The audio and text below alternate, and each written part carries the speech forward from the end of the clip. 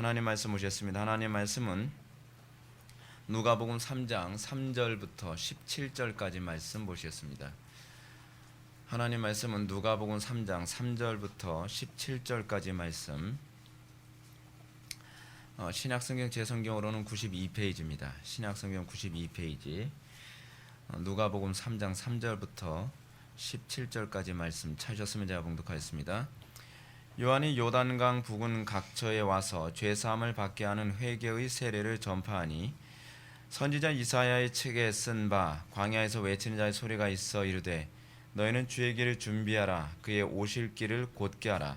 모든 골짜기가 메어지고 모든 산과 작은 산이 낮아지고 굽은 곳이 곧아지고 험한 길이 평탄하여질 것이요 모든 육체가 하나님의 구원하심을 보리라 함과 같으니라.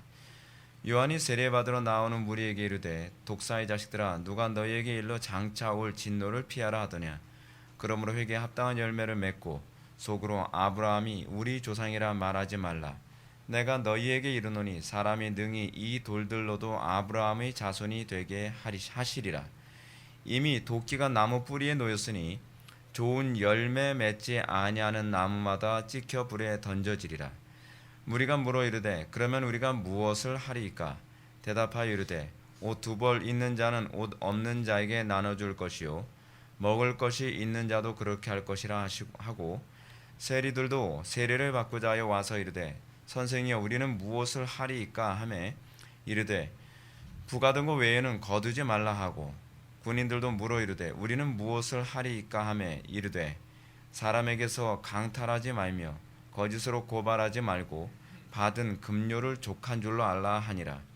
백성들이 바라고 기다림으로 모든 사람들이 요한을 혹 그리스도신가 심중에 생각하니 요한이 모든 사람에게 대답하여 이르되 나는 물론 너희에게 세례를 베풀거니와 나보다 능력이 많으신 이가 오시나니 나는 그의 신발끈을 풀기도 감당하지 못하겠노라. 그는 성령과 불로 너희에게 세례를 베푸실 것이요 손에 키를 들고 자기의 타작마당을 정하게 하사 알곡은 모아 곡간에 들이고 쭉정이는 꺼지지 않는 불에 태우시리라. 아멘. 이 시간은 기독교 강요 제4권 19장 오늘 14절부터 17절까지 보시도록 하시겠습니다. 고해 성사는 성례가 아님이라고 하는 부분을 보도록 하시겠습니다. 고해 성사는 성례가 아님. 우리가 계속적으로 이 기독교 강의를 통해서 로마 가톨릭에 가지고 있는 잘못된 교리적 체계의 문제점에 관해서 살펴보고 있습니다. 그러나 우리가 로마 가톨릭의 잘못된 교리적 체계를 살펴본다고 해서 우리는 안 그렇다라고 생각하면 곤란합니다. 항상 사단은 어느 시대든지 다양한 방식으로 변형을 하고 다양한 방식으로 자기의 정체를 감추는 것이 사단의 독특한 특징입니다. 사단은 항상 광명의 천사로 자기를 감추고 자기의 정체를 속이죠. 여러분 하와에게 접근했던 사단이 뱀으로 접근했던 것처럼 또 우리에게는 또 다른 친근한 방법으로 접근하기도 합니다. 이 고해성사라는 방법을 로마 가톨릭이 사용한다고 우리가 손가락질하고 정죄하면서 우리는 또 다른 방식의 고해성사가 교회 안에 들어와 있다는 것 또한 우리는 조심해야만 합니다. 우리가 성경을 정확하게 알지 않는 것 또는 성경이 정확하게 알려고 하지 않는 것은 이건 굉장히 심각한 문제입니다. 제가 신앙생활을 하면서 매번 느끼는 것이 우리는 왜 예수를 믿는다고 하면서도 예수를 제대로 믿으려고 하지 않을까라고 하는 것에 대한 그 딜레마가 제가 목회를 하면서도 그렇고 제가 신앙생활을 하면서도 계속 느끼는 바입니다. 하나님을 믿는다고 하는데 그냥 피상적인 겁니다. 그냥 우리는 그렇죠. 그냥 천국만 가면 되는 거고 고해성사를 하든 뭘 하든 그게 무슨 상관인가? 천국만 가면 되는 거 아닌가? 천국 가면 되는 거죠. 그런데 문제는 뭐냐면 그렇게 천국을 못 간다는 게 문제입니다. 우리는 하나님을 너무 대충 보는 경향이 있습니다. 우리는 신앙생활을 대충 해도 천국만 가면 된다고 생각하는 경향이 있습니다. 제가 요즘 컨디션이 좀 안 좋긴 하지만 영감 떠올랐을 때 글을 자꾸 쓰려고 제가 어저께도 제가 이제 그 칼럼을 하나 써서 좀 올렸지만 또 하나 지금 칼럼을 좀 오늘도 쓰다가 시간이 부족해서 한 반 정도만 쓰고 말았는데 한 3분의 2 정도밖에 못 썼네요. 그게 뭐냐면 하나님께서 우리의 중심을 보신다라고 하는 그 부분에 관해서 좀 칼럼으로 잘 정리해서 이 개념 정리를 좀 해야 될 것 같아 싶어서 올렸습니다. 지금 글을 쓰고 있습니다. 근데 제가 이거 글을 쓰면서 정리하면서 제가 깨달은 건데요. 이게 참 얼마나 재밌는 건지 화가 나는 건지 모르겠는데 여러분 예를 들어서 제가 여러분한테 언젠가 말씀드렸지만 여러분 하나님 뭐 술을 마시든 뭐 제사상에 절을 하든 하나님께서 우리의 중심을 보시니까 너무 그런 거에 대해서 개념치 말고 자유하십시오. 헌금을 하고 안 하고 11조로 하고 안 하고 너무 그런 거에 여러분들 얽매이지 마시고 복음은 자유입니다. 자유해야만 합니다. 라고 하는 이 가르침을 경고한 것이 어디 나오는지 아십니까? 그게요 요한계시록에 나와요. 요한계시록 2장에 보게 되면 이세벨의 가르침이 그거예요. 이세벨 당시 그러니까 요한계시록에 나오는 그 소아시아 7교회 그 이세벨의 가르침이 뭐였냐면 그 당시에 이 항구 도시에 있었던 제가 정확하게 기억을 잘 못하는데 아마 그 고린도 지역이었던 것 같습니다. 근데 고린도 지역에서는 어떤 일이 있었냐면 사람들이 여러분 지금 우리 시대로 따지면 딱 들어맞는 얘기기도 해요. 그 당시에 사람들이 그 직장에 들어가려면 소위 조합이라고에 들어갔어야 했습니다. 노동조합. 근데 그걸 소위 길드라고 하는데 그 당시에 길드에 들어가려면 무슨 일을 해야 됐냐면 우상에게 절을 했어야 됐어요. 근데 단순히 우상에게 절을 하는 것이 아니라 신전창기와 몸을 섞어야 됐단 말이에요. 근데 그걸 안 하면 직장을 다닐 수가 없고 직장을 다니지 못하면 어떻게 되죠? 입에 풀칠할 수가 없는 거예요. 현실적인 문제죠. 현실적인 문제.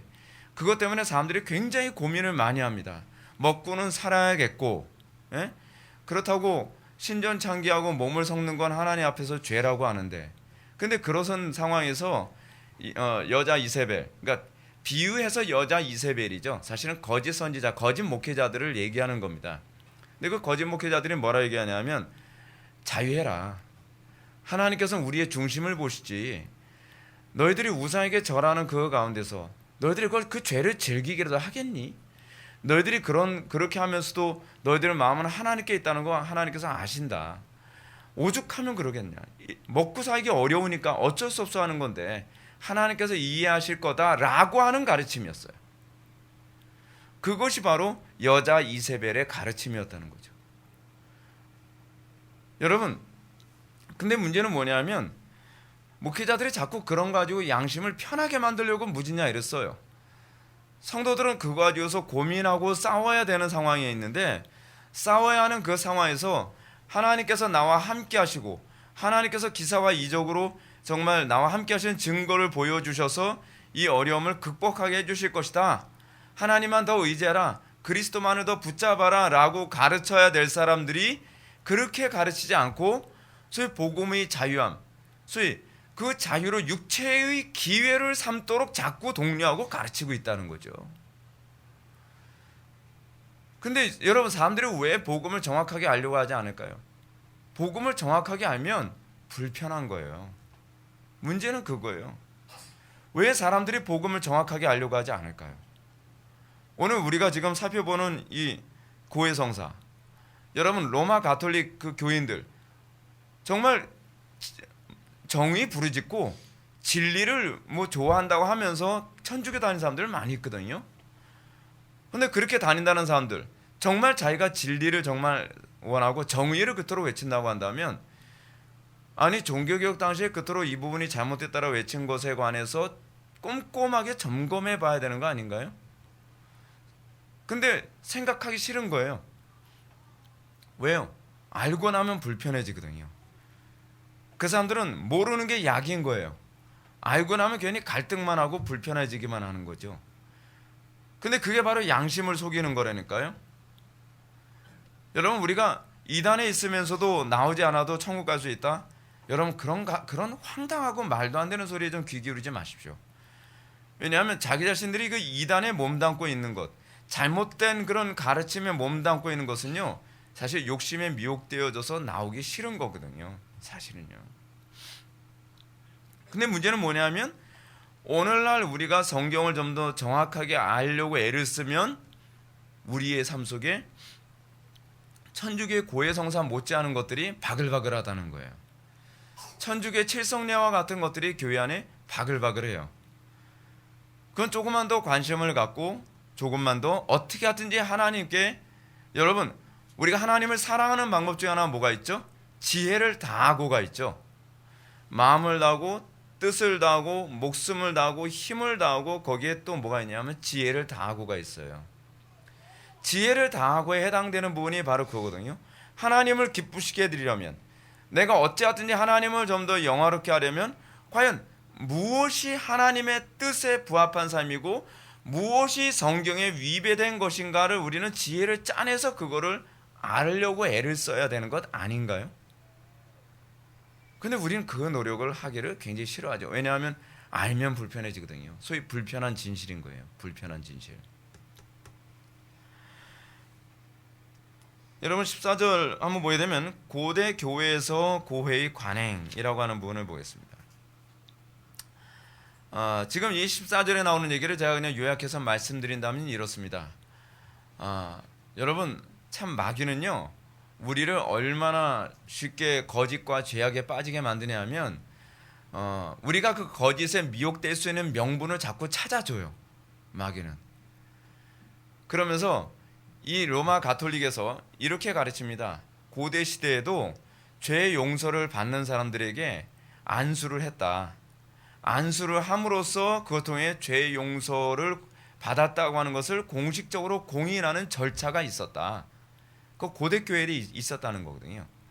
그러므로 그것을 소위 안수에서 죄 용서받는 것을 공개적으로 공식적으로 용서받는 이 문제를 고해 성사라고 하는 절차로 만든 것이 뭐가 잘못이냐, 뭐가 문제냐. 내용은 똑같은데 형식을 좀 더 깔끔하게 다듬은 것뿐이다. 뭐 그 내용이에요. 이게 14절에서 나오는 내용이에요. 여러분 어떻습니까? 그러면 여러분 받아들일만 하지 않나요? 문제가 뭐냐면 우리는 교회 안에 그런 게 그런 식으로 들어온 게 많다니까요. 제가 언젠가 여러분한테 그런 말씀 드렸죠.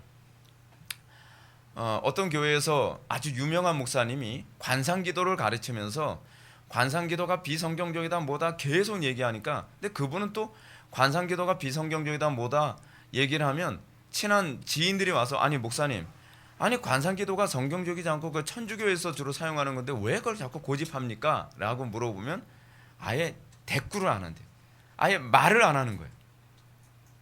고집이 엄청 센 거죠. 고집이요. 정말 자기 양심에 부끄러움이 없다면 성경적 근거를 얘기하든지 그래야 되잖아요. 그래서 고작 한다는 얘기가 그거예요.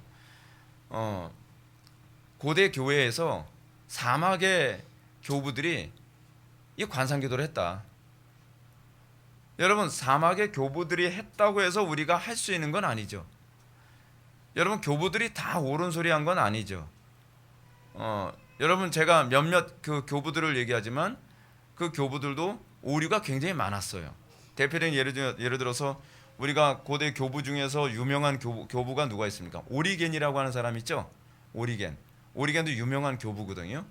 근데 그 오리겐이라는 교부는 사실은 삼위일체론에서 종속론을 가르치는 바람에 그 사람 이단으로 분류되게 됐거든요.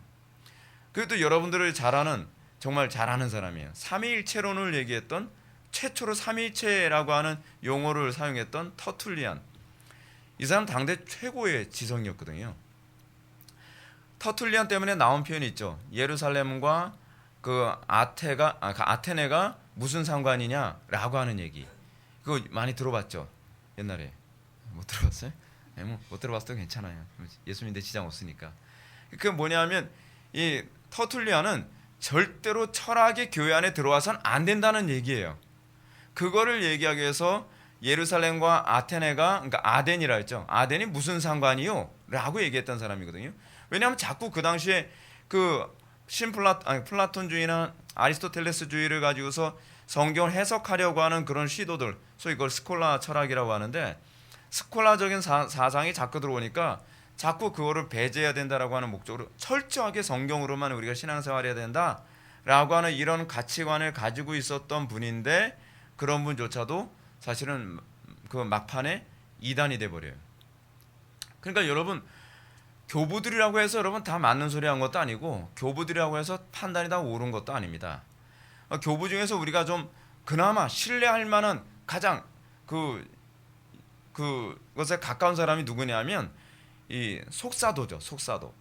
그러니까 사도의 바로 직계 제자들. 그 사람들의 권위는 아주 대단합니다.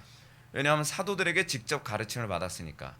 사도에게 직접 가르침을 받았던 대표적인 인물이 누구죠? 폴리갑이라고 들어봤죠. 폴리갑. 예. 그분은 화형당하면서 죽으면서도 내가 무엇이간데 나에게 이런 영광을 주십니까? 하면서 하나님께 감사하며 화형당해 죽었다는 유명한 분 아닙니까? 근데 여러분 자꾸 이런 고대의 어떤 사건을 근거로 해서 비성경적인 것을 받아들일 수 있는 명분으로 자꾸 우리들에게 얘기하고 그래서 그것을 아무 거리낌이나 아무런 경계심 없이 받아들일 수 있는 명분으로 삼아 그것을 자꾸 받아들이려고 하는 교인들 양자가 서로 이렇게 쿵짝이 잘 맞으면 아주 좀 곤란해지는 거거든요. 자, 근데 문제가 무엇이냐면 칼빈이 이제 그 얘기를 하면서 이런 얘기합니다. 고대 교회에서 그러니까 이 죄를 진다라고 했을 때 이 죄라고 하는 것은 그 교회가 파문해야 할 정도의 그 정도로 세례에서 떠난 죄를 진 사람을 얘기하는 거예요.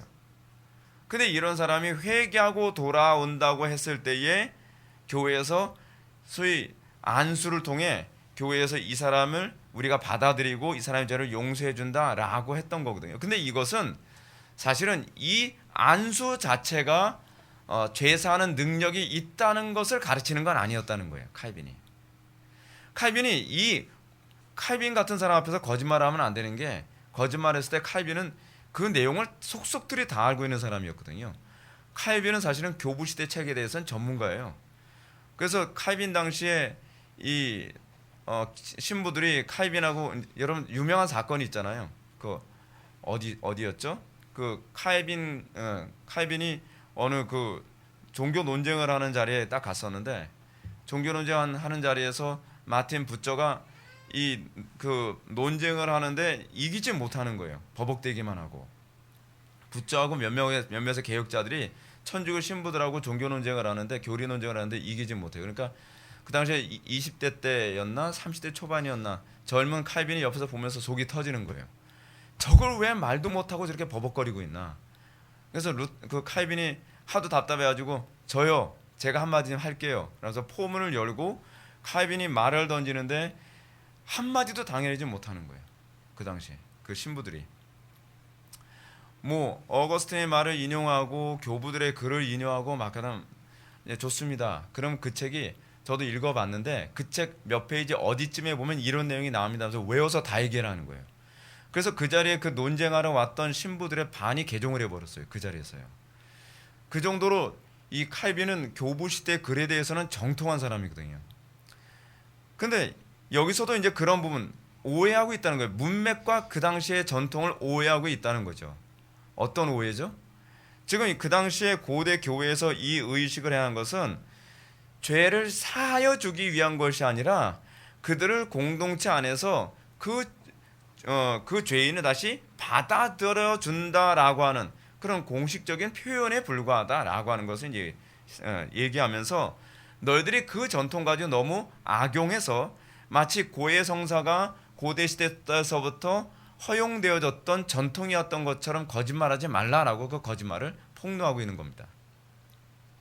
근데 여기서 제가 한 가지 좀 그 언급하고 싶은 게 하나 있습니다. 여러분들 556페이지 그 첫 번째 패러그래프라고 하게 되면 여러분 어딘지 아시죠?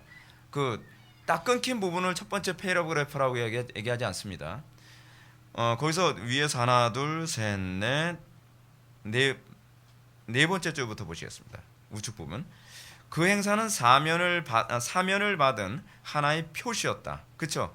그 행사는 사면을 받는 표시였다. 그 행사를 통해서 죄인 자신은 죄 용서를 받은 확신을 갖고 하나님 앞에 나아가며 또한 교회는 그 사람의 과실에 대한 기억을 말소시키고 그를 친절하게 받아들이라는 권고를 받은 것이다.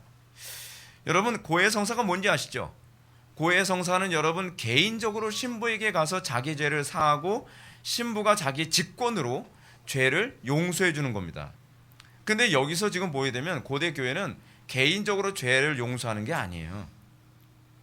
사람들 전체 보는 앞에서 우리가 이 사람의 죄에 대해서는 더 이상 생각하지 맙시다 라고 덮어주고, 그리고 이 사람이 진정으로 참여하고 회개했으므로 우리 공동체와 이 사람을 사랑으로 품어줍시다 라고 하는 의미에서 하는 거였어요.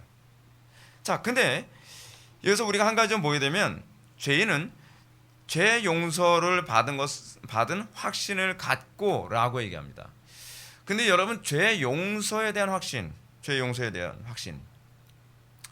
여러분, 우리는 죄 용서에 대한 확신을 갖도록 하기 위해서 하나님께 우리가 받은 성례가 있어요. 그 성례가 뭐죠? 그게 세례예요. 세례. 여러분, 이 성례에 관해서 정말 아무리 얘기해도 지나치지 않은 게, 제가 요즘에 성경 읽으면서 성례가 더 많이 보이는데, 여러분, 하나님께서 어떤 식으로 우리에게 역사하셨는지를 잘 보십시오. 여러분, 창세기서부터 쭉 훑어보면 항상 하나님께서 하시는 방식이 있습니다. 그것이 뭐냐 하면, 약속하고 나면 항상 뭐예요? 표징을 줘요. 약속하고 나면 그 약속에 대해서 인증 문서 같은 걸 남기신단 말이에요. 그러니까 여러분, 우리는 이런 게 있잖아요. 구두로 약속을 하고 나면 그 약속의 내용을 까먹거나, 그렇지 않으면 시간이 가면서 그 약속에 대한 확실성이 자꾸 흔들려요. 그래서 하나님께서는 우리에게 항상 약속하시고 인치셨습니다. 그 대표된 케이스가, 먼저 이제 이것부터 얘기합시다. 창세기에서 보게 되면 하나님께서 노아에게 약속하시죠. 어떤 약속을 하시죠? 다시는 물로 이 세상을 심판하지 않겠다. 그렇죠? 약속을 하시고 약속으로 끝나질 않아요. 약속을 하시고 나서 뭐 하시죠? 징표를 주세요. 그 징표가 뭐예요? 무지개죠, 무지개. 근데 그 무지개는 뭐와 같은 거냐면, 일종의 약속하고 나서 약속 문서를 남기는 거와 똑같아요. 그 인을 치는 거예요. 여러분, 한번 창세기 9장 한번 좀 펴보시기 바랍니다. 그러면 왜 그 무지개를 주셨는가? 그 부분을 좀 보자는 거죠. 9장 13절. 이게 죄 용서와 세례가 어떻게 관련이 있는지를 이해하는데 이게 중요하기 때문에 제가 이걸 보자고 하는 겁니다. 9장 13절 보면, 내가 내 무지개를 구름 속에 두었나니 이것이 나와 세상 사이의 언약이 뭐예요? 증거니라. 하나님께서 언약하시고 나서 꼭 증거를 남겨요. 언약하시고 나서 꼭 뭐예요? 사인을 남기는 거죠. 그렇죠? 언약하시고 나서 언약의 징표를 반드시 남겨요. 내가 구름으로 땅을 덮을 때 무지개가 구름 속에 나타나면 내가 나와 너희와 및 육체를 가진 모든 생물 사이의 내 언약을 뭐예요? 기억하리니. 그러니까 언약 문서, 언약에다가 사인하고 인친 것을 어떻게 해요? 기억하게 하는 거예요. 여러분들, 예를 들어서 우리 교회에서도 그렇잖아요. 서약식 하고 나서 그냥 서약하고 들어오면 그만이잖아요. 근데 그게 아니라 항상 우리는 뭐 하죠? 서약식 하고 나서 거기다가 사인하라 그러죠. 아주 성경적인 거예요. 아주 성경적인 거예요. 그냥 하겠습니다라고 하는 것과 거기에 사인을 하는 것하고는 완전히 달라요. 왜냐하면 우리가 어떤 내용의 사인을 했는지를 기억해야 되는 것이 굉장히 중요하죠. 근데 중요한 거예요. 여기서 또 기억하리니 라고 얘기해요. 그래서 16절 보면 또 무지개가 구름 사이에 있으리니 내가 보고 나 하나님과 모든 육체를 가진 땅에 모든 생물 사이의 영원한 언약을 또 뭐예요? 기억하리라. 언약을 기억하는데 문제는 뭐냐 하면, 하나님과 약속을 하고 여러분 그 기억하는 이 증서는, 뒤에서 이제 그 얘기가 다시 나와요. 이 증서는 만인이 다 봐요. 신자든 불신자든 눈으로 다 확인할 수 있게 해주셨어요. 그렇죠?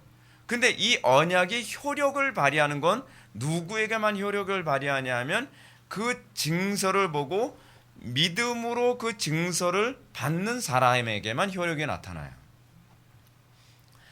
그래서 이 부분과 관련해서 11장으로 넘어가야 되면 창세기 11장에 아주 유명한 사건 나오죠. 뭐죠? 네, 바벨탑 사건. 소돔과 고모라 성 사건 아니죠. 네, 바벨탑 사건이. 바벨탑 사건에서 그 사람들이 바벨탑을 건축하게 된 목적, 이유가 뭐였죠? 하나님의 증서를 믿지 못하겠다는 거예요. 하나님께서 그 무지개로 다시는 물로 심판하지 않겠다라고 약속하셨는데 약속의 증표를 보면서도 안 믿겠다는 거예요. 그래서 뭐예요? 그 바벨탑을 건조한 이유가 뭐예요? 다시는 홍수의 심판으로 우리가 죽지 않기 위해서 준비하자는 거잖아요. 그게 사실은 바벨탑을 건조한 목적이 바로 거기에 있었던 거거든요. 굉장히 심각한 거예요. 자, 노아 홍수 사건 문제는 요 정도만 합시다. 시간이 없으니까. 또 하나 봅시다. 노아 사건 이후에 또 하나님께서 약속을 하는 장면이 나오죠. 그래서 여러분 노아 언약 무슨 언약 계속 나와요. 다윗 언약도 있고 아브라함 언약도 있고 뭐 언약이라는 게 계속 나오는데 신기한 게 언약하고 나면 하나님께서는 꼭 징표를 남겨요. 언약하면 징표를 남겨요. 근데 아브라함하고 언약을 맺죠. 아브라함과 언약을 맺은 사건이 뭐죠? 그거 바로 칭의죠. 칭의 사건이 일어나고 난 다음에 그 언약 칭의 사건과 아울러서 뭐가 나옵니까? 그 짐승을 반으로 가르고 뭐 이렇게 쫓는 그 사건도 나오잖아요. 그렇죠? 그 사건 그렇게 언약을 맺고 난 다음에 하나님께서는 또 뭐죠? 이 계약서를 또 남기죠. 계약서를 뭐로 남기죠? 할례로 남기죠. 할례를 뭐라고 얘기해요? 나와 내가 맺은 언약이 어디에 있다? 살에 있다 라고 해서 그 언약을 눈으로 볼 수 있게 해요. 근데 할례 받았다고 해서 다 구원받는 게 아니죠. 할례라고 하는 언약은 눈으로 볼 수 있지만 그걸 믿음으로 받아들인 사람은 할례의 언약에 참여하지만 마치 뭐처럼요? 이 바벨탑 사건하고 연관해서 이해하셔야 돼요. 그것을 믿음으로 받지 않고 할례만 받은 사람은 그 언약이 그하고 아무 상관이 없게 되어져요. 자, 이제 창세기는 그 정도만 얘기합시다. 그럼 출애굽기로 넘어갑시다. 하나님께서 출애굽기에서 어떤 언약을 맺죠? 모세의 언약을 맺죠. 모세의 언약을 맺어요. 모세의 언약을 맺는데 언약을 맺고 나서요 엄청난 그 계약서를 남겨요. 하나님께서요. 자필 사인을 남겼죠. 그거 뭐죠? 십계명 두 돌판. 십계명 두 개의 돌판은요 아주 특별한 의미를 가지고 있는 징표예요. 대부분의 징표는 하나님께서 직접 이렇게 손으로 썼다든지 그런 게 없는데 십계명 두 개의 돌판은 하나님께서 직접 사인을 해서 이걸 남겨요. 언약의 징표죠. 언약의 징표.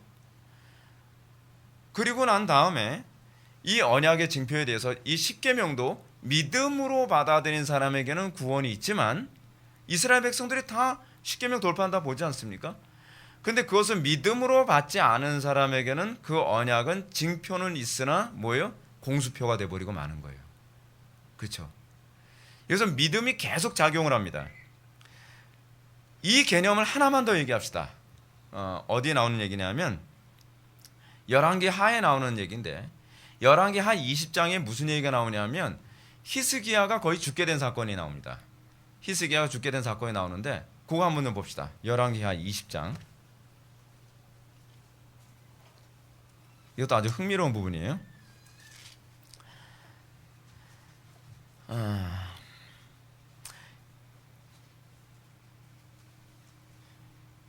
히스기야가 거의 죽게 된 상황에서 7절을 보면 이사야가 이르되 그러니까 히스기야가 거의 죽게 된 사건에 관해서 이사야가 와서 그러죠. 당신이 죽게 될 겁니다 라고 예언을 하고 가는데 히스기야가 여호와 하나님 앞에 구하죠. 내가 진실로 전심으로 주 앞에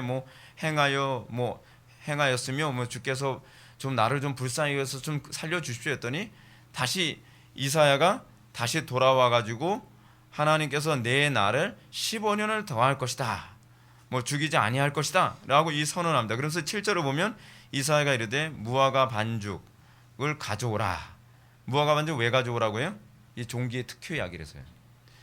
네 무화과 나무의 반죽을 가져오라 하매 무리가 가져다가 그 상처에 놓으니라. 놓으니 나으니라. 여기서 상처에 대한 히브리어가 뭐냐면 염증이에요. 염증. 하쉐힌인가? 잠깐. 예, 하쉐힌인 것 같습니다. 염증. 그래서 무화과 나무 반죽을 통해서 이 종기를 치료합니다. 그럼 여러분, 그럼 된 거 아니에요? 된 거 같잖아요. 근데 여기서 이렇게 얘기해요. 여러분, 이게 신앙이라는 걸 잘 보십시오. 표징을 구하는 게 신앙입니다. 표징을 안 구하는 건 신앙이 아니에요. 제가 갑자기 기억이 안 나는데 그 어떤 그 선지자가 그러죠. 왕이시여, 이 나라를 하나님께서 멸하실 겁니다. 그러면서 표징을 구하시면 하나님께서 그 표징을 구할 것입니다. 주실 겁니다. 그때는 뭐라고 얘기해요? 주여, 저는 표징을 구하지 않겠나이다. 그건 신앙이 아니에요. 여러분들 삶 속에 내가 하나님의 백성이면 내가 하나님의 백성인 표징을 보여주십시오. 이런 기도는요, 하나님께서 기뻐하시는 기도예요. 표징을 안 찾는 것은 사실은 불신앙으로 규정됩니다. 창세기서부터 계속 그렇게 나와요. 근데 여기서 히스기야가 자기가 구원받은, 그러니까 읽어볼게요. 8절. 히스기야가 이사야에게 이르되 여호와께서 나를 낫게 하시고 3일 만에 여호와의 성전에 올라가게 하실 무슨 징표가 있나이까? 라고 얘기합니다. 징표를 구해요. 여러분들은 징표 구하면 신앙 없는 거라고 생각하죠. 이거 믿음이 없어가지고 그냥 믿어. 그거는 성경을 모르는 사람들이 하는 소리예요. 징표를 구해서 하나님께서 분노하신 적이 없어요. 사사기에서도 여러분 기도원이 징표 구했을 때 이 믿음 없는 놈이 어떻게 나한테 그걸 구해? 야, 나를 믿으면 될 게 아니야.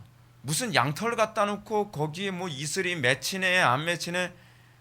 하나님 그 와중에 야단 안 치시죠? 굉장히 기뻐하세요. 여러분, 양털기도 그렇게 아무 때나 하는 게 아니에요. 하나님과 관계 안에서 하는 부분이, 이게 약속하고 인치시는 것과 관련을 맺을 때에 그 징표로 요구한 것이 양털기도지. 맨날 저 요번에 그 서울대학에 서울대학에 들어가나요? 못 들어가나요? 양털기도. 그렇지 않으면 요번에 제가 저 사람하고 결혼할까요? 말까요? 양털기도를 거기다 갖다 붙이는 게 아니에요. 문맥을 모르고서 신학적인 개념을 모르고 막 아무 때나 사용하는데 그렇게 사용하는 게 아니에요. 양털기도는 하나님의 약속에 대한 보증을 구하는 기도거든요. 약속이 먼저예요. 여기서도 히스기야가 내가 낳고 성전에 올라갈 징표가 무엇입니까? 라고 얘기하니까 이사야가 엄청난 징표를 약속을 해요.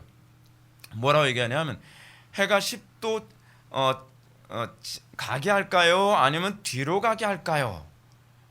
이게 정확하게 그 워딩을 보면 해 그림자가 10도를 나아갈 것이니까 혹 10도를 물러갈 것이니까 라고 질문을 해요. 그러니까 히스기야가 이렇게 대답합니다. 그림자가 10도를 나아가기는 쉬우니 그리할 것이 아니라 10도가 뒤로 물러갈 것이니이다 하니라. 그래서 11절에 선지자 이사야가 여호와께 간구하며 아하스의 해시계 위에 나아갔던 해 그림자를 10도 뒤로 물러가게 하셨더라 라고 얘기해요. 하나님께서는 꼭 어떻게 하시죠? 약속하시고 징표를 주시고, 약속하고 징표 주시는 것, 이 징표가 무엇과 관련해 맺는 거예요? 이 계약서와 관련해 맺는 거예요. 계약서. 이 계약서가 내 것이냐 아니냐에 관한 문제는 믿음의 문제예요. 내가 믿음으로 그 징표가 나에게 나타나는 것을 기대하고 나에게 그 징표에 대한 믿음이 있다면 그 약속이 내 거라는 거죠. 그러니까 이거예요. 여러분들이 하나님께서 우리가 하나님의 택한 백성에게 너는 택한 백성이야 라고 했을 경우에 택한 백성들에게 주시겠다고 약속한 징표가 뭐죠? 마음의 할례죠. 마음의 할례. 마음의 할례가 뭐죠? 마음의 할례를 출애굽기 신명기에서 뭐라 얘기합니까? 마음을 다하고 뜻을 다하고 목숨을 다하고 힘을 다하고 지혜를 다해서 주 너의 하나님을 사랑하는 것. 이것이 이제 마음의 할례라고 성경은 얘기하고 있어요. 사도 바울이 갈라디아서에서도 이 할례는 마음에 할지니 라고 하면서 그 그 마음의 할례가 우리에게 삶 속에서 뭐로 나타난다고 얘기하냐면 십자가로 나타난다고 얘기하죠. 그리스도의 고난에 참여함. 그리스도의 고난에 참여함을 통해서 우리에게 어떻게 해요? 흔적이 남죠. 흔적. 그리스도의 흔적. 그 그리스도의 흔적이 뭐예요? 이게 사실은 이 징표죠. 하나님께서 내가 너와 언약을 맺었다라고 하는 징표예요. 근데 이 징표를 잊지 않도록 하기 위해서 구약에서는 할례라는 것을 예표로 주셨죠. 근데 실제로 바울은 신약에 들어오면서 어떻게 얘기합니까? 이 할례라고 하는 징표는 이제는 마음에 하라고 하는 예표이므로 할례를 받을 필요가 없다라고 얘기해요. 진정으로 여러분들이 할례를 받았다면 마음의 할례를 받아야 된다. 근데 마음의 할례 받음과 관련한 그 예표로 주신 예식이 있죠. 말이 굉장히 길어졌죠. 그게 바로 성례예요. 지금 제가 말씀드린 게 다 성례란 말이에요. 그게 성례가 뭐예요? 약속을 기억하게 하는 거예요. 그게 성례예요. 근데 여러분, 고해성사가 약속이 있습니까? 없죠. 혼인 예식이 여러분 약속이 있습니까? 없죠.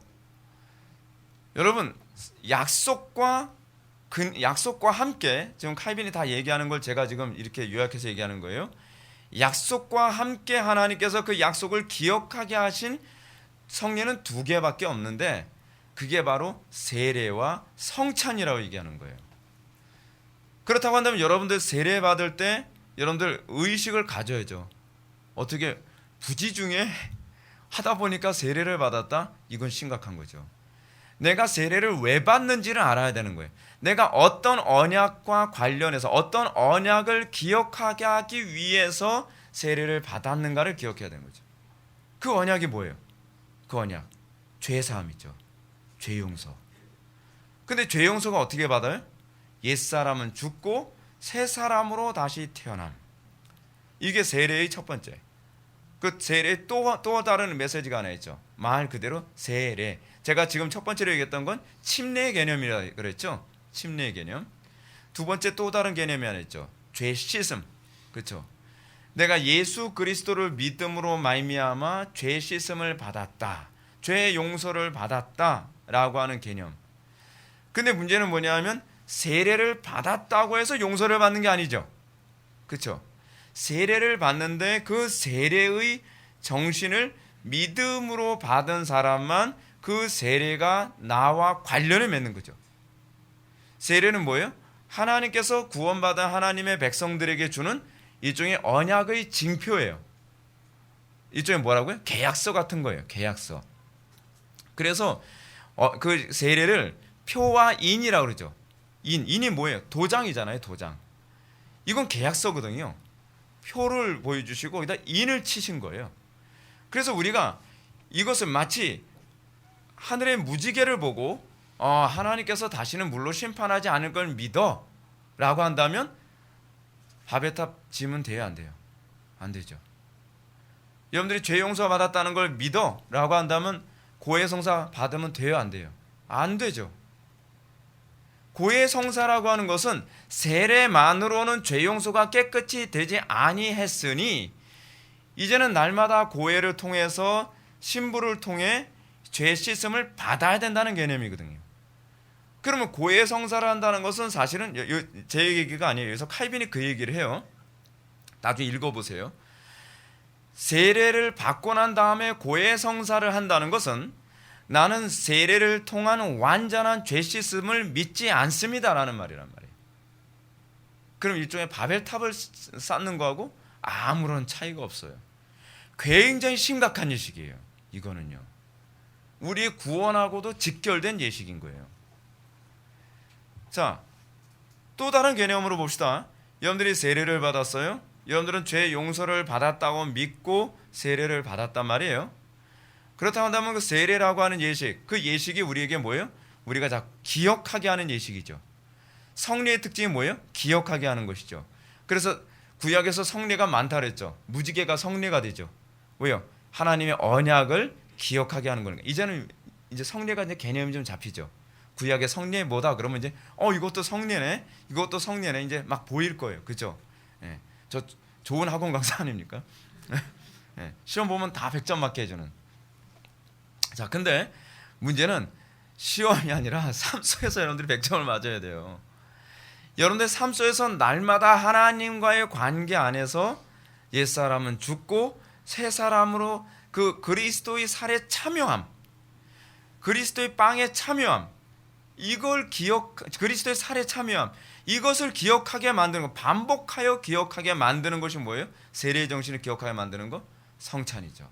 성찬.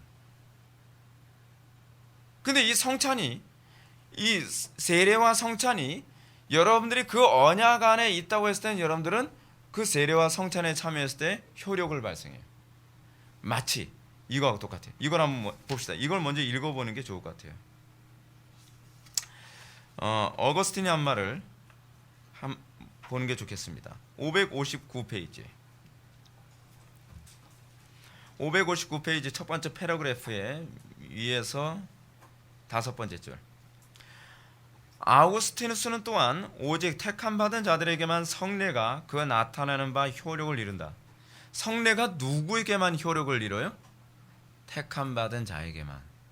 마치 뭐하고 똑같죠? 무지개 있어도 모두가 다 무지개의 효력을 믿지 않죠. 무지개 효력을 누구만 믿어요? 택함 받은 백성들만. 그렇죠?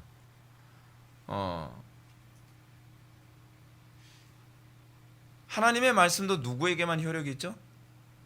목에 핏발 서도록 설교를 하고 아무리 목청 터져라 설교를 해도 어떤 사람은 그 설교를 들으면서도 아무 느낌이 없고 그 말씀에 아무런 효력도 없는데, 어떤 사람은 그 말씀을 들으면서 말씀 통해 회개하고 변화되고 그리고 성화되고 또 그리스도로 더욱더 붙잡게 되는 그런 현상이 나타나죠.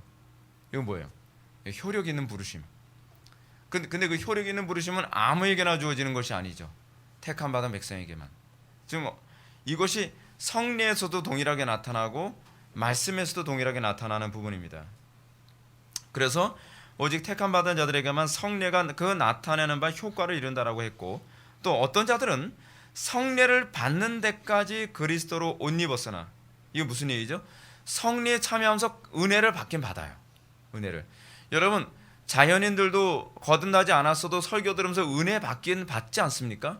그렇죠? 근데 그 다음에 어떤 자들은 성화에 이르기까지 그리스도로 옷 입는다. 어떤 사람은 성례를 받는 데까지는 은혜를 받는데, 어떤 자들은 성화에 이르기까지 그리스도로 옷 입는 사람이 있어요. 그래서 여기서 어거스틴이 이렇게 얘기합니다. 전자는 선인과 악인 모두에게 공이 해당된다 그래요. 그렇죠? 그러니까 성찬 예식 때 또는 예배 시간에 말씀에 은혜 받는 것만을 봐서는 몰라요. 그렇죠? 아, 말씀에 은혜 받았어요.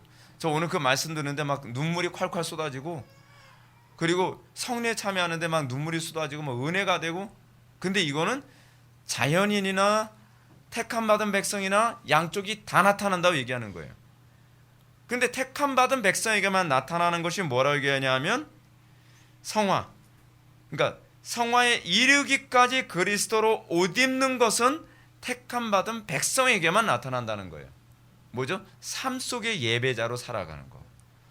삶 속에서 그 말씀대로 준행하며 인내하고 준행하며 열매 맺는 것은 어떤 사람에게만요? 좋은 밭인 사람에게만. 그렇죠? 좋은 밭이 않은 사람들은 어떤 현상이 나타나죠?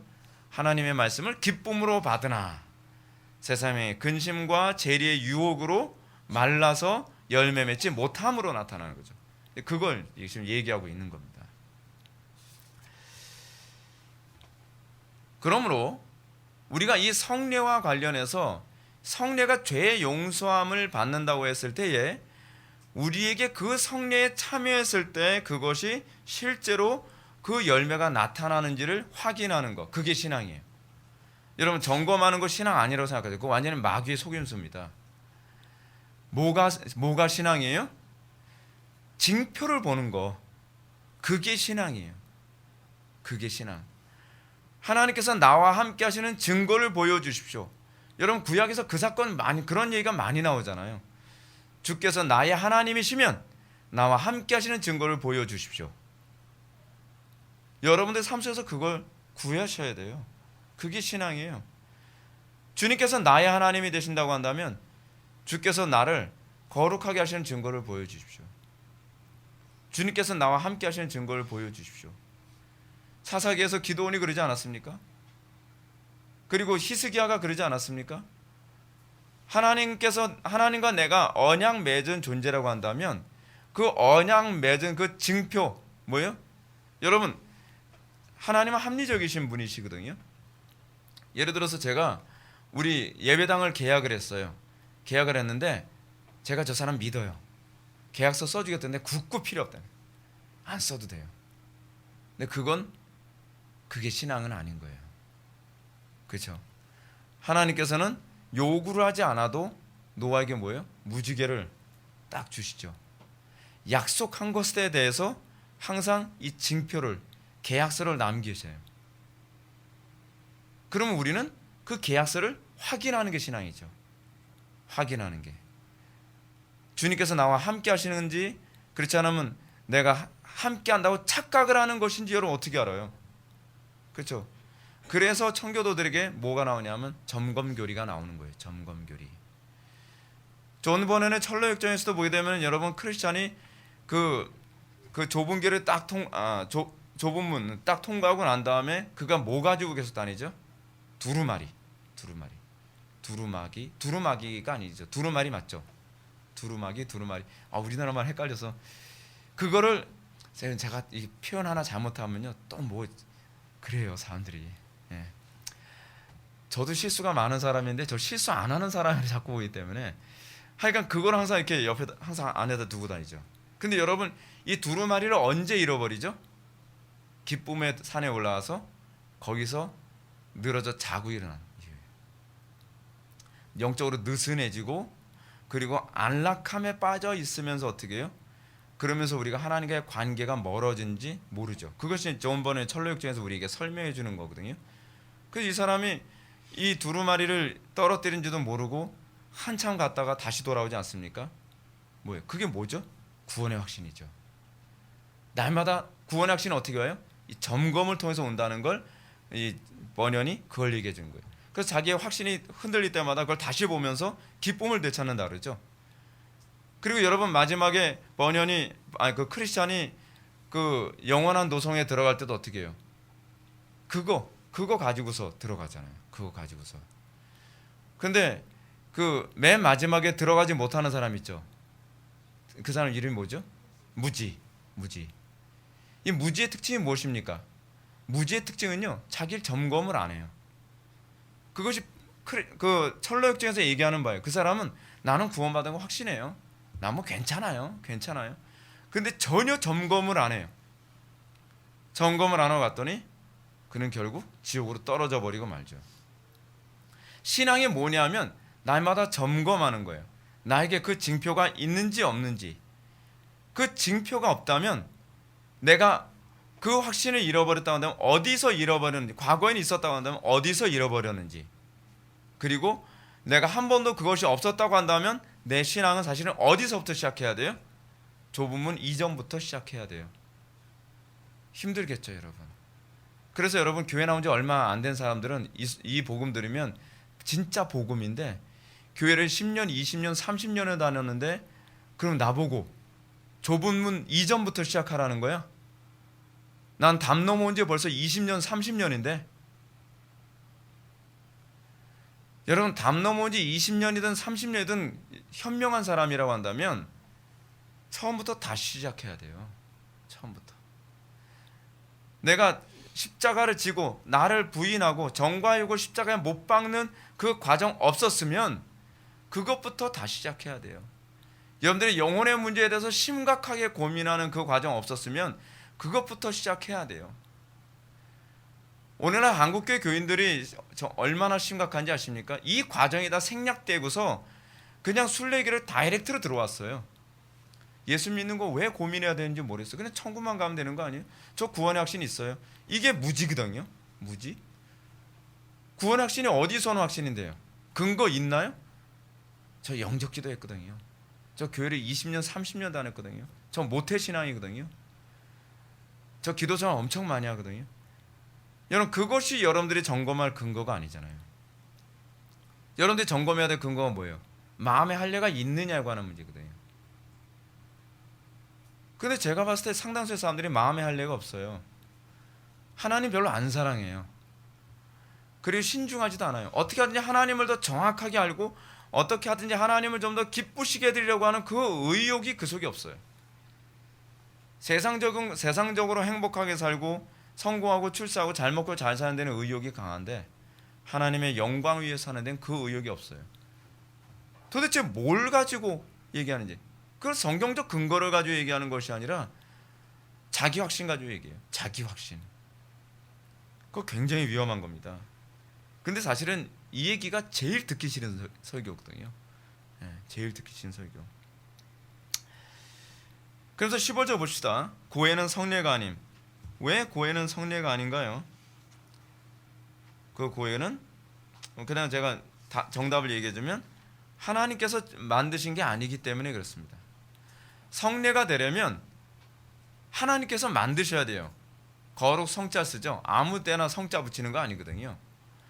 사실은 로마 가톨릭에서는 성자를 아무 데나 붙입니다. 세인트를요.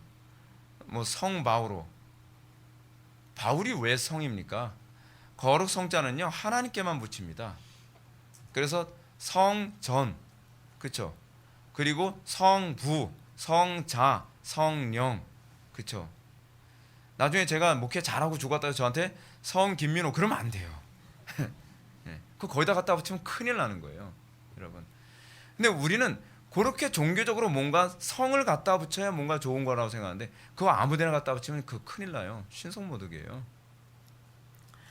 근데 이 기독교 목회자들도 막 이렇게 얘기한 성 어거스틴 막 이렇게 얘기하기 좋아하는데 어거스틴에게서 어떻게 거룩함을 찾을 수 있겠습니까? 그렇죠? 근데 그렇게 얘기하면 안 되거든요. 어거스틴도 원치는 않으실 거예요. 근데 여러분 558페이지 위에서 세 번째 줄 한번 보실까요? 어거스틴의 말을 한번 봅시다. 그는 이렇게 말하고 있다. 눈에 보이는 성례들이 제정된 것은 육적인 사람들을 위함이었다. 성례의 계단들을 통하여 눈에 보이는 것들로부터 올라가 마음으로 이해하는 데 이르게 하기 위함인 것이다. 그렇죠? 성례의 궁극적 목적은 뭐예요? 사실 어디에 이르는 거예요? 언약을 잊지 않게 하기 위해서, 언약을 기억하게 하기 위해서예요. 그렇죠? 여러분 세례를 통해서 뭘 기억해야 돼요? 우리의 정과 알고 십자가 못 박았고 우리는 죄 씻음 받았으며 우리 옛사람은 죽고 새사람 다시 태어났다. 그리고 이것이 날마다 삶 속에서 나타나야죠. 우리가 그리스도와 연합된 증거가 나타나야죠. 굳은 마음이 제하여지고 새살이 심겨지는 증거가 나타나야죠. 그렇죠? 내가 날마다 그리스도와 연합한 증거가 나타나야죠. 그리스도와 연합한 증거가 또 뭐로 나타나요? 하나님께서 같은 예수 믿는 형제들, 같은 신앙 고백을 하는, 바른 신앙 고백을 하는 형제들과 하나의 유니티를 형성함으로, 그렇죠? 피보다 진한 유니티를 형성함으로. 여러분 하다못해 신천지도 여러분 신천지 믿으면 가족과 인연 다 끊어요. 영이 얼마나 피보다 진한지를 잘 보여주죠. 우리가 그렇게 예수를 믿고 난 이후에 같은 신앙 고백을 하는 형제들과의 관계 안에서 이런 유니티를 형성함. 그렇죠? 16절 봅시다. 사죄 선언을 성례로 보지 않는 모순. 여기서 요거 하나 한번 봅시다. 밑에서 먼저 첫 번째 줄부터 볼까요? 굳이 여기서 성례를 찾자면 내적인 면에서든 외적인 면에서든 고해보다는 오히려 사제가 베푸는 사죄 선언을 성례라고 하는 것이 훨씬 그럴듯하다. 왜 그런가?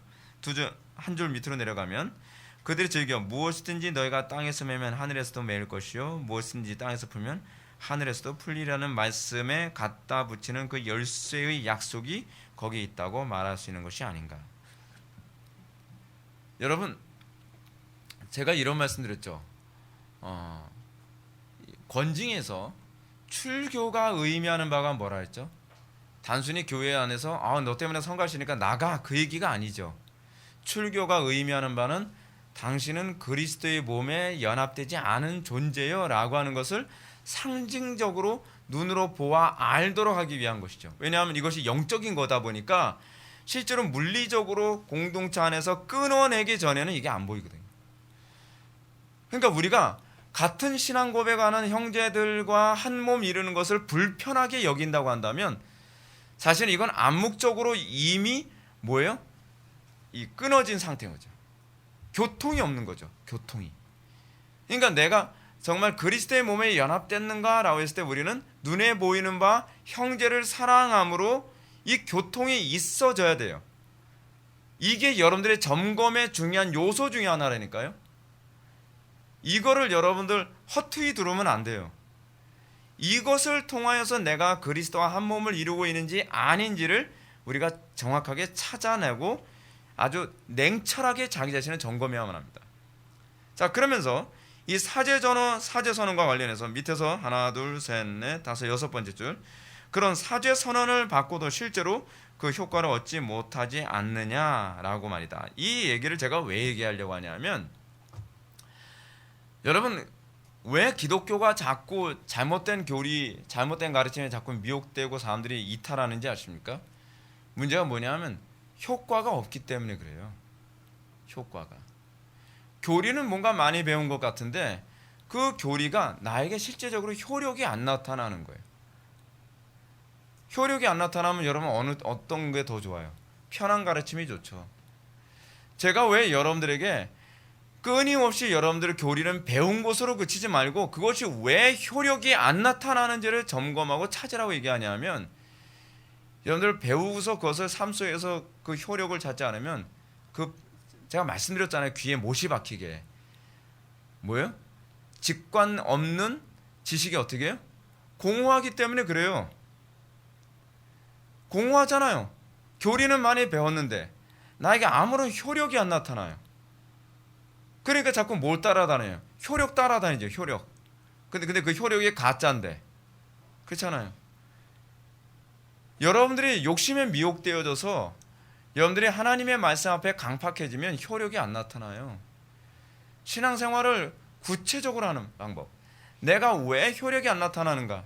여러분 제가 설교하면서 이렇게 자세하게 여러분한테 얘기해주는 이유가 뭐겠어요?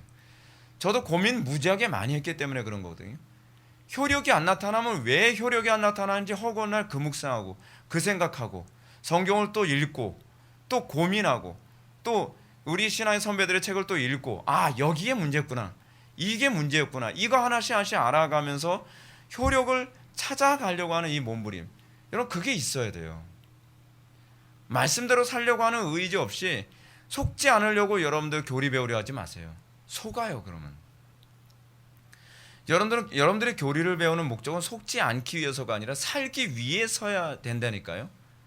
정확한 열매, 성경이 가르치는 열매가 안 나타나면 왜 안 나타나는지를 근원부터 자꾸 찾는 습관을 들여야 돼요. 그래서 여러분 17절 보면 세례가 진정한 고회의 성례임이라고 하는 부분 봅시다. 위에서 세 번째 줄. 첫째로 하나님의 특별한 약속이 있어야 그것이 성례의 유일한 기초가 되는 것인데, 그 문제에 대해서는 그런 약속이 없기 때문이다. 그렇죠? 제가 말씀드렸죠. 성례가 되려면 뭐가 있어야 된다고요? 하나님의 약속이 있어야 돼요. 그리고 그 성례는 우리에게 뭘 생각나게 만드는 거예요? 약속을 떠올리게 만드는 거예요. 그걸 언약신학이라고 얘기하죠. 언약신학. 그런데 우리는 우리의 신앙생활에서 아무것도 약속을 떠올리게 하진 않아요. 여러분 설교가 궁극적으로 목표로 하는 바가 뭔지 아세요? 약속 떠올리게 하는 거예요. 계속요. 근데 문제가 뭐냐면 사람들은 그거 별로 안 좋아해요. 교회에서 약속 떠올리는 것과 아무 관계없는 프로그램, 레크레이션, 뭐 킥킥대는 거, 그거 신앙에 아무 도움 안 됩니다. 아무리 여러분들이 감동 예화 많이 들어도요, 약속을 떠올리는데 실패하면 그건 신앙에 아무런 도움이 되지 않아요. 여러분들 묵상의 가장 궁극적인, 소위 우리는 묵상이라는 걸 하잖아요. 근데 묵상의 목표는 뭐냐면 약속을 떠올리는 거예요. 그 약속이 뭐죠? 율법이죠. 율법. 그래서 다윗이 시편 1편에서 주의 율법을 즐거워해요. 주의 약속을 즐거워한다는 얘기거든요. 주의 율법을 즐거워하여 주야로 묵상하는도다. 이것이 묵상이에요. 둘째로, 왜 고해가 성례가 아닌가? 성례의 의식들은 오직 하나님께서만 제정할 수 있다는 것. 성례는 하나님만 제정할 수 있어요. 근데 로마 가톨릭의 성례는 하나님이 제정한 게 아니거든요. 신부들이 교회에서 제정한 거거든요. 그렇기 때문에 그것은 성례가 될 수 없다라고 얘기합니다. 그 다음 패러그래프.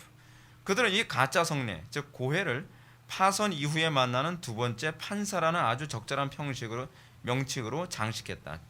혹 죄를 지어서 더러워지면 세례로 무죄의 옷을 받으며 고해를 통해서 그것을 다시 회복할 수 있기 때문이다.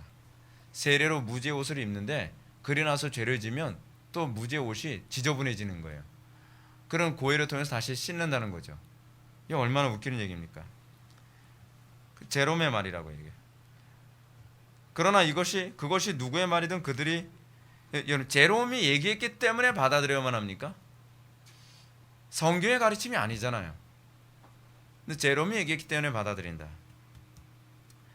그러면서 그것은 세례가 죄로 인해서 무효가 되도록 만드는 것이요, 또한 죄인이 죄사함을 생각할 때마다 그 세례의 기억을 떠올리고, 자 다시 한번 읽습니다. 죄인이 죄사함을 생각할 때마다 뭘 떠올려요?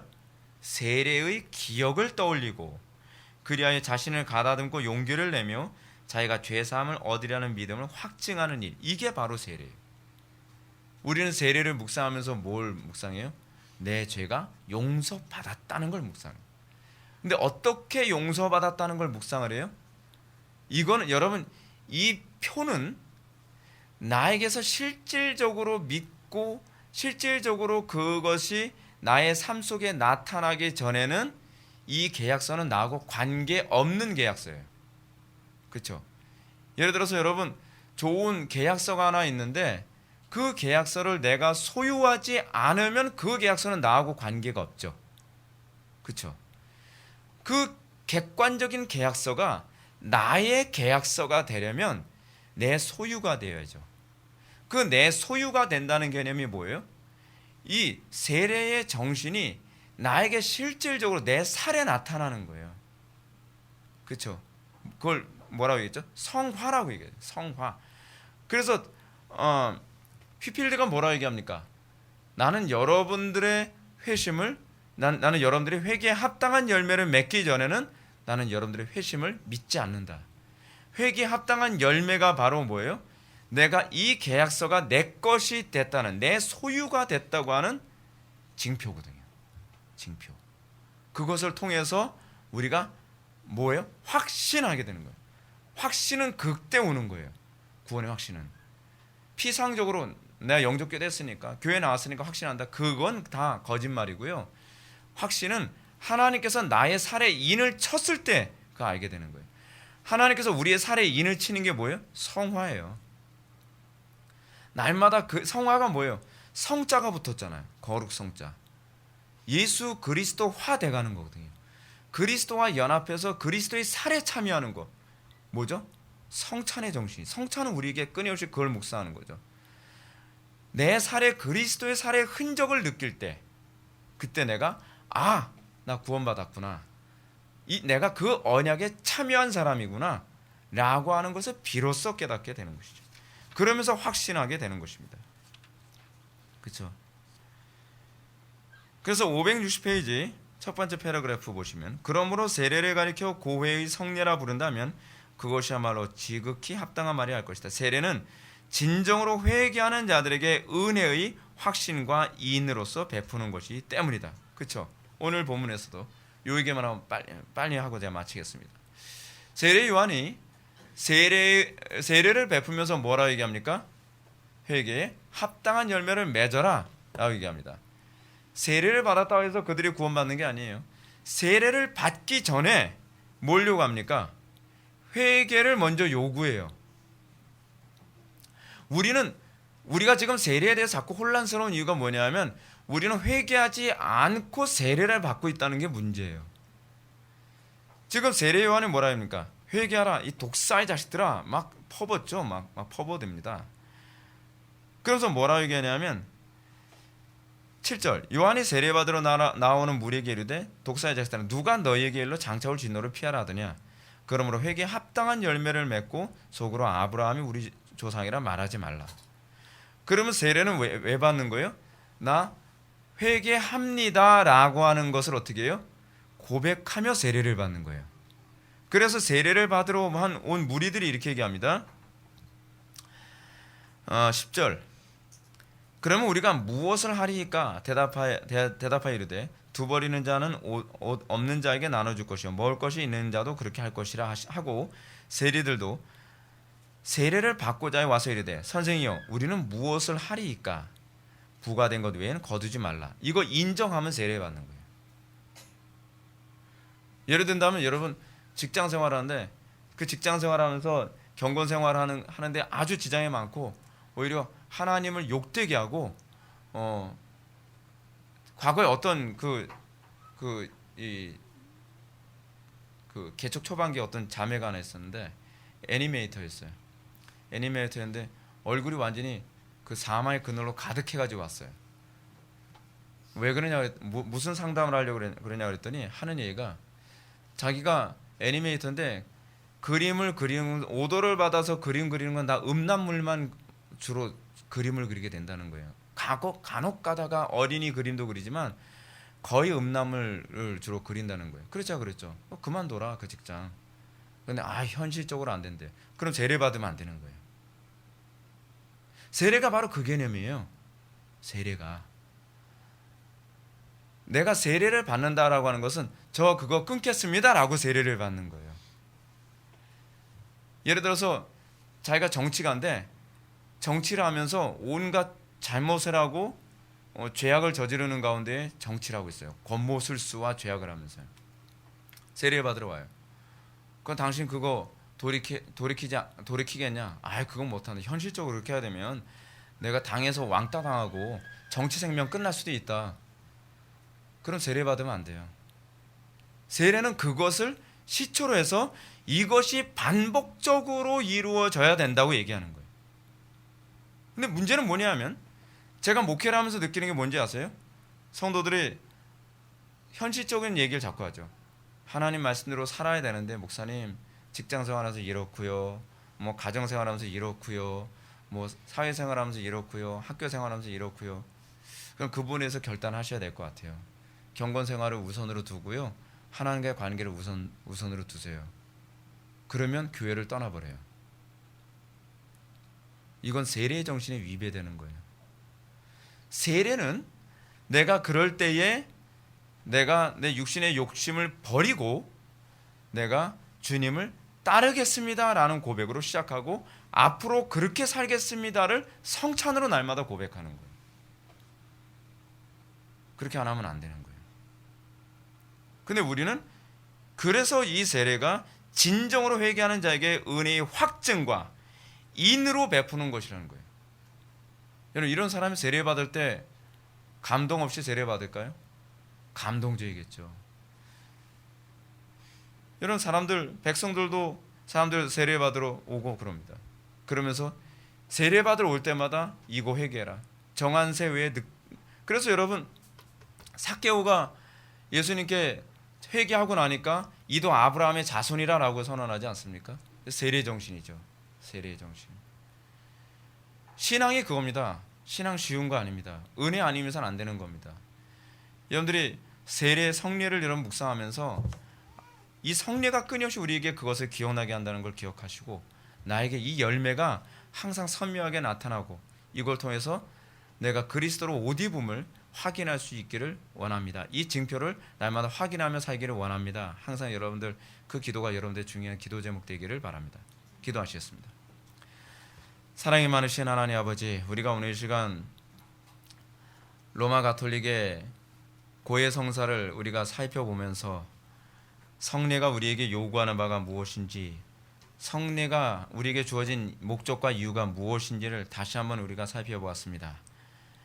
우리가 이 가르침을 분명히 기억하고 우리가 주님을 뒤따르기 위하여 우리가 날마다 세상 것을 버리고 우리가 밭을 가는 농부처럼 뒤돌아보지 않고 앞만 향해 걸어갈 수 있는 신자 되게 하여 주옵소서. 예수님의 거룩하신 이름으로 기도드립나이다. 아멘.